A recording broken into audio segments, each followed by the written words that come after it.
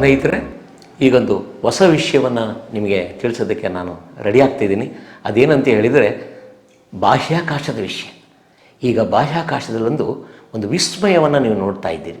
ಅದೇನಂತ ಹೇಳಿದರೆ ಧೂಮಕೇತು. ಧೂಮಕೇತು ಅಂದರೆ ಗೊತ್ತಿರಬೇಕಲ್ಲ. ಹಬ್ಬ ಹುಣ್ಣಿಮೆ ಜಾತ್ರೆಗಳಲ್ಲಿ ನಮ್ಮನೆಗೆ ಆಗಾಗ್ಗೆ ನೆಂಟರ ಹಾಗೆ ಬರ್ತಾರಲ್ಲ, ನೆಂಟರಾಗಿ ಬಂದು ಸ್ವಲ್ಪ ದಿವಸ ಉಳ್ಕೊಂಡು ಹಬ್ಬ ಎಲ್ಲ ಮುಗಿಸ್ಕೊಂಡು ಹೋಗ್ತಾರಲ್ಲ, ಅದೇ ರೀತಿ ಧೂಮಕೇತುಗಳು ಕೂಡ ಆಗಾಗ್ಗೆ ನಮ್ಮ ಭೂಮಿಯ ವಾತಾವರಣಕ್ಕೆ ಬಂದು ನಮಗೆ ಕಾಣಿಸ್ಕೊಂಡು ವಾಪಸ್ ಹೋಗ್ತದೆ. ಅಂಥ ಒಂದು ಧೂಮಕೇತು ನಮ್ಮ ಭೂಮಿಯ ವಾತಾವರಣಕ್ಕೆ ಬರ್ತಾ ಇದೆ, ಎಲ್ರಿಗೂ ಕಾಣಿಸ್ತಾ ಇದೆ, ನಾವೆಲ್ಲರೂ ಕೂಡ ನೋಡ್ಬೋದು. ಅದು ಯಾವುದು ಅಂತ ಕೇಳ್ತೀರಾ? ಅದೇ ಅಟ್ಲಾಸ್ ಧೂಮಕೇತು. ಏನಿದು ಧೂಮಕೇತು? ಎಲ್ಲಿದ್ದಾವೆ ಇವು? ಎಲ್ಲಿಂದ ಬರ್ತಾ ಇದ್ದಾವೆ ಅಂತ ಹೇಳಿದರೆ, ಅವು ನಮ್ಮ ಸೌರವ್ಯೂಹದ ಸದಸ್ಯರೇ. ನಮ್ಮ ಸೌರವ್ಯೂಹದ ಕೊನೆಯಲ್ಲಿ ನೆಪ್ಚೂನ್ ಗ್ರಹದ ಆಚಿನಲ್ಲಿ ಒಂದು ಊರ್ತ್ ಕ್ಲೌಡ್ಸ್ ಅಂತ ಒಂದು ವ್ಯವಸ್ಥೆ ಇದೆ.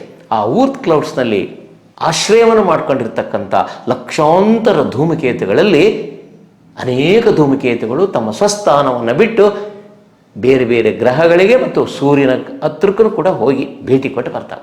ಅಂಥ ಒಂದು ಅಟ್ಲಾಸ್ ಧೂಮಕೇತು ಸುಮಾರು 100 ವರ್ಷಗಳ ಹಿಂದೆ ಬಂದಿತ್ತು. ಯಾವಾಗ ಅದನ್ನು ನೋಡಿದ್ರು ಅಂತಂದರೆ 2023ನೇ ಇಸವಿ ಜನವರಿ ತಿಂಗಳಲ್ಲಿ ನಮ್ಮ ಭೂ ವಾತಾವರಣಕ್ಕೆ ಬಂದಿತ್ತು. ಖಗೋಳ ತಜ್ಞರು ಅದನ್ನು ದೂರದರ್ಶಕದ ಮೂಲಕ ನೋಡಿದ್ರು. ಆಗ 100 ಕೋಟಿ ಕಿಲೋಮೀಟರ್ ದೂರ ಇತ್ತು ಭೂಮಿಯಿಂದ. ಅದು ಇನ್ನು ಭೂಮಿಗೆ ಸಮೀಪ ಬಂದಿರಲಿಲ್ಲ. 100 ಕೋಟಿ ಕಿಲೋಮೀಟರ್ ದೂರದಿಂದ ಗುರುತಿಸಿ ಪತ್ತೆ ಹಚ್ಚಿ ಇದು ಭೂಮಿಗೆ ಸಮೀಪ ಬರ್ಬೋದೇನೋ ಅಂತ ಅಂದ್ಕೊಂಡಿದ್ರು. ಆದರೆ ಅದು 23ನೇ ಇಸ್ವಿನಲ್ಲಿ ಹತ್ತಿರಕ್ಕೆ ಬರಲಿಲ್ಲ. ಈಗ 2024ನೇ ಇಸ್ವಿ ಇದೇ ತಿಂಗಳು 27ನೇ ತಾರೀಕು ಸೂರ್ಯನನ್ನು ಸಮೀಪಿಸ್ತಾ ಇದೆ. ತನ್ನ ಜಾಗವನ್ನು ಬಿಟ್ಟು ಊರ್ತ್ ಕ್ಲೌಡ್ಸನ್ನು ಬಿಟ್ಟು ಈಗ ಸೂರ್ಯನ ಹತ್ರ ಹೋಗ್ತಾ ಇದೆ. ಸೂರ್ಯನನ್ನು ಸುತ್ತುವರೆದು ಸೂರ್ಯನನ್ನು ಸುತ್ತಿ ಈಗ ಭೂಮಿಗೆ ಹತ್ರ ಬರ್ತಾ ಇದೆ. ಏನದು? ಅದನ್ನು ಅಟ್ಲಾಸ್ ಅಂತಕ್ಕಂಥವನು ಅದನ್ನು ಪತ್ತೆ ಹಚ್ಚಿದ. ಹಾಗಾಗಿ ಅದಕ್ಕೆ ಅಟ್ಲಾಸ್ ಧೂಮಕೇತು ಅಂತಲೇ ಹೆಸರಿಟ್ಟಿದ್ದಾರೆ. ಈ ಧೂಮಕೇತುಗಳಲ್ಲಿ ಸಾಕಷ್ಟು ಪ್ರಮಾಣದ ಅನಿಲಾಂಶಗಳಿದ್ದಾವೆ, ಸಾಕಷ್ಟು ಪ್ರಮಾಣದ ಆವಿಯ ರೂಪದ ನೀರಿದೆ.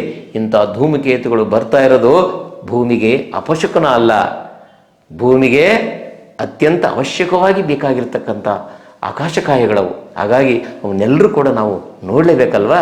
ಇದೇ ಸೆಪ್ಟೆಂಬರ್ 27ನೇ ತಾರೀಕು ಸೂರ್ಯನ ಹತ್ತಿರ ಹೋಗಿ ಸೂರ್ಯನನ್ನು ಸುತ್ತಿ ಅದು ನಮ್ಮ ಭೂಮಿಯ ಕಕ್ಷೆಗೆ ಬರ್ತಾ ಇದೆ.